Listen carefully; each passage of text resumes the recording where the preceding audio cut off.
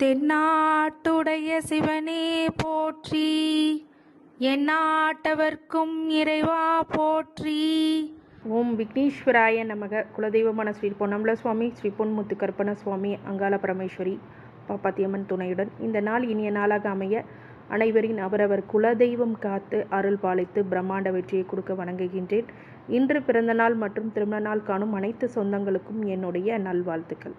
பெரிய நெருக்கடியில் இருந்து தன்னை விடுவித்து கொண்ட தனுசு ராசிக்காரங்க 7.5 பிடியிலேருந்து இப்போ மிகப்பெரிய ஒரு மாற்றங்களை நோக்கி இப்போ 2024 யார் இந்த குருப்பெயர்ச்சியை நம்பி இருக்கிறாங்க எதிர்பார்த்து இருக்கிறாங்க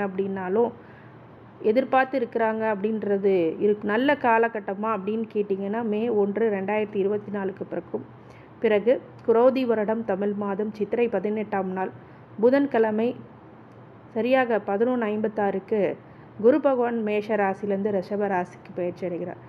இந்த பயிற்சியானது உங்களுக்கு எப்படிப்பட்ட மாற்றங்கள் அப்படிங்கிறது தனுசு ராசிக்காரங்க எதிர்பார்க்கலாம் அப்படிங்கிறத பற்றி ஒரு விரிவாக உங்களுக்கு நான் இதை சொல்ல போகிறேன். இப்போ நாம் பாருங்கள், சேனலை வாட்டி பார்க்குறீங்க அப்படின்னா சப்ஸ்கிரைப் பண்ணிக்கோங்க, பெல் ஐக்கானை ப்ரெஸ் பண்ணிக்கோங்க, நோட்டிஃபிகேஷனை முதல்ல ஆன் பண்ணிக்கோங்க. அப்போ தான் எங்களுடைய வீடியோஸ் எல்லாம் வரும். தனுசு ராசிக்காரங்க யாராவது உங்களோட உற்றார் உறவினர் நண்பர்கள் அப்படி இருந்தால் பகிர்ந்து பயனளிக்குமாறு கேட்டுக்கொள்கின்றேன். தெரிஞ்ச தகவல் நம்மளுக்கு தெரிந்தவர்களுக்கும் தெரிய வைக்கக்கூடிய அந்த ஒரு நல்ல எண்ணங்கள் அப்படிங்கிறது உங்கள் மனதில் இருந்தது அப்படின்னா தினமும் இதை ஷேர் பண்ணுங்கள் தனுசு ராசிக்காரங்களுக்கு.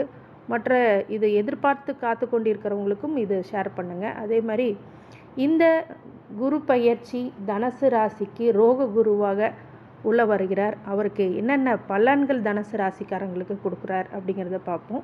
தனுசு ராசி மூல நட்சத்திரத்துக்காரங்க, இவங்க கேதுவுடைய நட்சத்திரம். மொத்த தசா காலங்கள் 7 வருடங்கள். என்னுடைய அப்ராக்சிமேட் கால்குலேஷனுக்கு ஒரு 5 வருஷம் எடுத்துக்கிறேன். உங்களுடைய ஜனன கால ஜாதகத்தில் தசா இருப்பு அப்படின்னு ராசி கட்டத்துக்கு கீழே இருக்கும். எவ்வளோ வயசு இருக்குதுன்னு நீங்கள் அதோட அடுத்து வருகின்ற சுக்கிர திசைக்கோட கால்குலேட் பண்ணிக்கணும். இப்போ 5 வருஷம் ப்ளஸ் சுக்கிர திசை ஒரு 20 வருஷம், 25 வருஷம் வரைக்கும் எப்படிப்பட்ட பலன்கள் உங்களுக்கு கோச்சார ரீதியாக மற்றும் நட்சத்திர தசாபுத்தி வாரியாக எப்படிப்பட்ட பலன்கள் கொடுக்கும் அப்படின்னா, இந்த ருணரோக சத்ருஸ்தான இந்த சுக்கிர திசையை இப்போது சந்தித்து கொண்டு கொடுக்குற தனுசு ராசிக்காரங்க, இந்த குரு பார்வையானது உங்கள் குருவானவர் 6ஆம் இடத்துல மறைகிறார் அப்படிங்கிறது ஒரு விஷயம். படிப்பில் நல்லது நடக்குமா அப்படின்னு கேட்டிங்கன்னா கொஞ்சம் லேர்னிங் ஆக்டிவிட்டீஸில் அப்படிங்கிறதுலலாம் கான்சன்ட்ரேட் பண்ணாமல் எக்ஸ்ட்ரா கரிக்குலர் ஆக்டிவிட்டீஸில் ரொம்ப கான்சன்ட்ரேட் பண்ணுவீங்க. 6ஆம் இடத்துல குரு மறையிறது அப்படிங்கிறது தனுசு ராசிக்கு தன்னுடைய ராசிநாதனான குரு மறையிறது அப்படிங்கிறது ஒரு பெரிய விசேஷம் இல்லை அப்படின்றதுனாலும் பார்வை பலத்தால் மிகப்பெரிய நன்மையை கொடுக்க காத்திருக்கிறார் அப்படிங்கிறது தான் சொல்லணும். நல்ல ஆடை ஆபரணங்கள், மகிழ்ச்சியான வாழ்க்கை, சுப நிகழ்ச்சிகள், அதே மாதிரி உங்களுடைய இப்போ படிக்கின்ற மாணவர்களாக இருக்கும்போது நிறைய ஃபங்க்ஷன்ஸு அதிலெல்லாம் கலந்துக்கிறது, நிறைய dance parties, extra curricular sports, இந்த மாதிரி விஷயங்கள்லாம் கலந்துக்கிட்டு நீங்கள் நிறைய ப்ரைஸஸ் எல்லாம் வின் பண்ணக்கூடிய காலகட்டம்.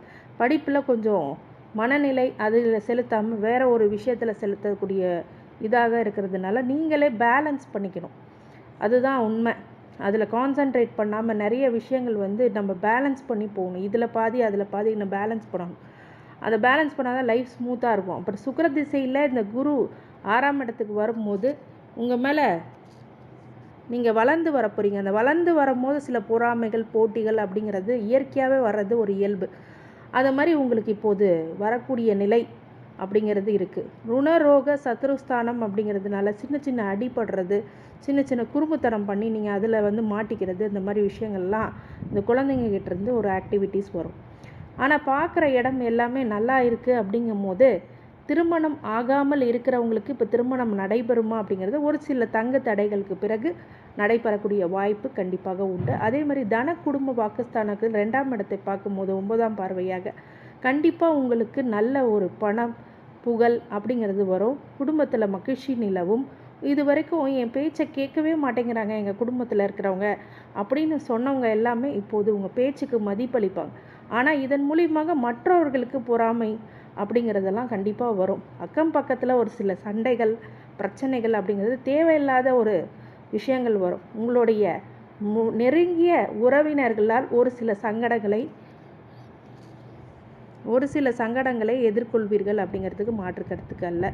வண்டி வாகனத்தில் அப்படிங்கிறது போது ரொம்ப கவனமாக நீங்கள் இருக்கணும் அப்படிங்கிறது தான் ஒரு விஷயம். 6ஆம் இடத்தை பார்க்கும்போது 6ஆம் இடத்துக்கு உட்காரும் போது குரு வந்து ருணரோக சத்ரு அப்படிங்கிறது கொடுப்பார். அப்படிங்கும்போது உடல்நிலையில் ஆரோக்கியமான உடம்பு நிலை, ஆரோக்கியமான விஷயங்களை நீங்கள் எடுத்துக்கிறது, உணவு பழக்கங்களை ரொம்ப நிம்மதியை கொடுக்கும். ஏன்னு கேட்டிங்கன்னா அதன் மூலியமாக எந்த ஒரு பாதிப்பும் ஏற்படாமல் இருக்குது. சில பேர் என்ன பண்ணுறாங்க அப்படின்னா ஜங்க் ஃபுட்ஸு இந்த மாதிரி விஷயங்கள்லாம் பண்ணுறாங்க இல்லையா, அதெல்லாம் பண்ணாமல் இருந்தாலே மிகப்பெரிய நல்லது உங்களுக்கு நடக்கும். நல்லது பண்ணலனாலும் கெட்டதை பண்ணிக்கிட்டு உடம்பை கெடுத்துக்கக்கூடாது. இந்த ஆரோக்கியத்தை நீங்கள் சரிவர செய்து கொள்ள வேண்டும். அதே மாதிரி ரோகம், அதாவது நிறைய கடன் வாங்கக்கூடிய சூழ்நிலை இந்த காலகட்டத்தில் உங்கள் கையில் வந்து கடனை வந்து கொடுத்தா கூட நீங்கள் வாங்காதீங்க. அது மிகப்பெரிய பிரச்சனைகளை உங்களுக்கு வாழ்க்கையில் கொடுத்துரும் அப்படின்னு சொல்லலாம். இந்த காலகட்டத்தில் லவ் அப்படிங்கிற விஷயங்கள்லாம் வரும். அதனால் எதிரித்தன்மை அப்படிங்கிறது உங்கள் குடும்பத்திலையும் இல்லை உங்களை சுற்றாத்தினாரும் மிகப்பெரிய ஒரு கடுமையான ஒரு போராட்டமாக கண்டிப்பாக ஆகிடும்.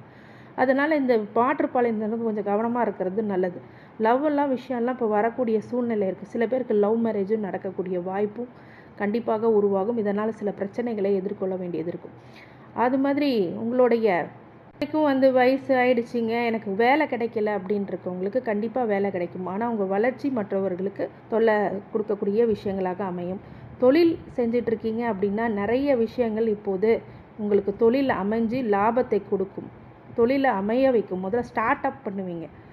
அப்புறம் சில சுப விரயங்களை ஏற்படுத்தக்கூடும். இந்த மாதிரி விஷயங்கள்லாம் இந்த காலகட்டத்தில் 25 வயசுக்குள்ளே பண்ணும்.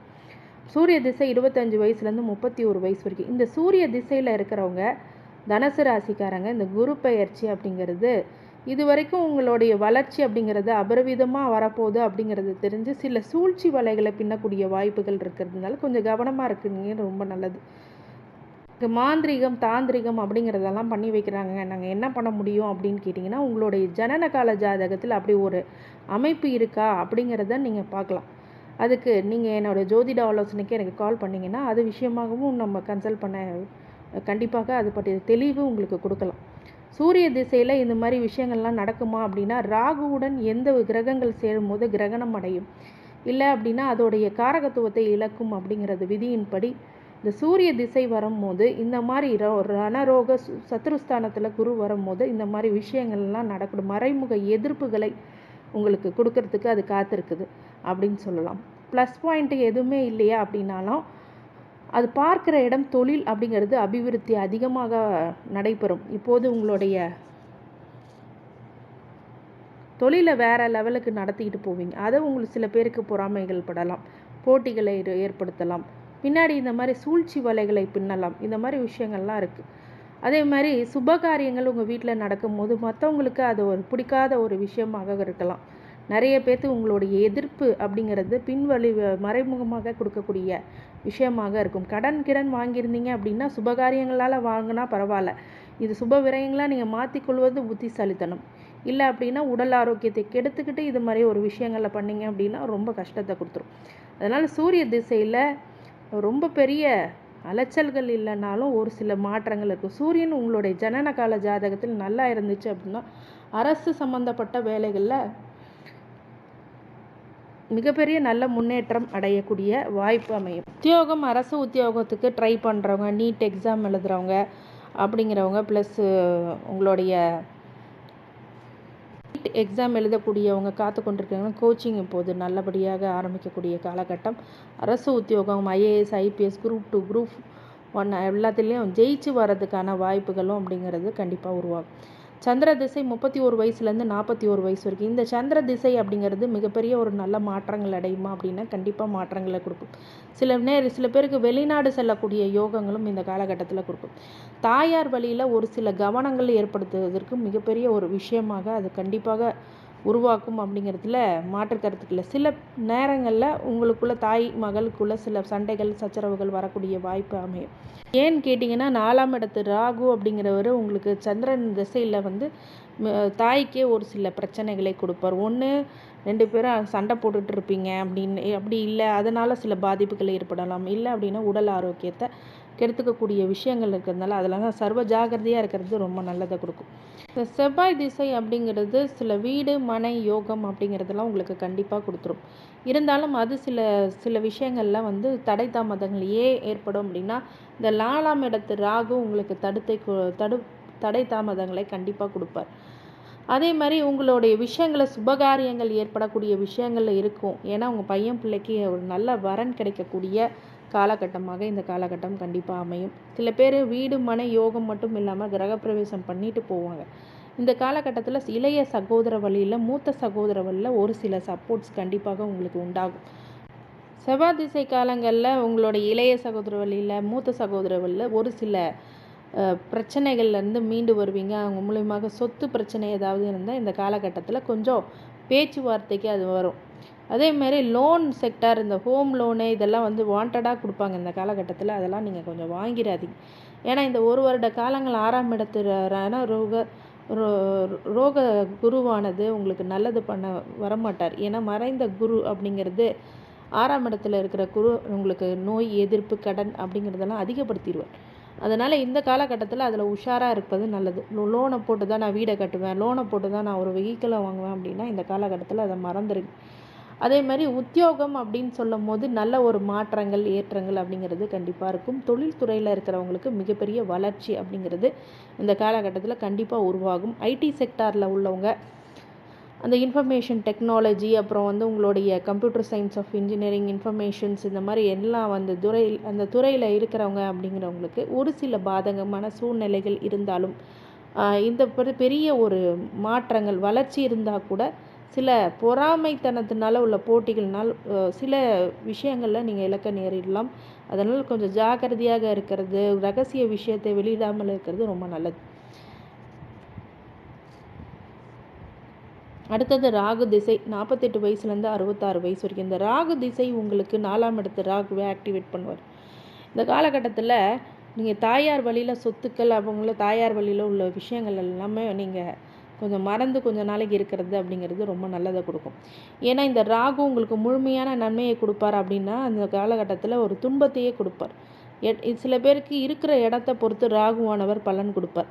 சில பேர் 8ஆம் இடத்து ராகு, அதே மாதிரி 6ஆம் இடத்து ராகு, 12ஆம் இடத்து ராகு அப்படிங்கிறதெல்லாம் உங்களுடைய ஜனனகால ஜாதகத்தில் இருந்துச்சு அப்படின்னா மறைவிடத்தில் ராகு இருக்கிறது ஒரு சில யோகத்தை கொடுத்தாலும் ஒரு சில பிரச்சனைகளை பயங்கரமாக கொடுத்துரும்.